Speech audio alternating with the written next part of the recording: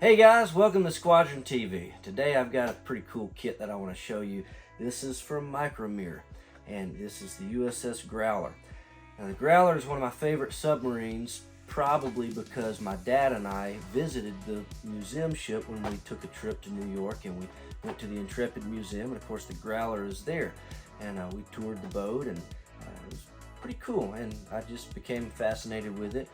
Shortly after that, we produced a resin kit in 3/50th scale with Blue Ridge models, and that's this. I've built one of these many years ago, and it sits proudly on my display shelf now, and I love it. And of course, that kit's not been available for quite some time. We discontinued it several years ago, and then Micro-Mir started producing more and more submarine models, and lo and behold, they decided to do the Growler. So I was pretty excited, and of course, we carry all the Micro-Mir products, so when these came in, I was excited to be able to once again offer a Growler model to all of my customers. So this is a plastic kit, and they are available now. So let's open it up, see what's in the box.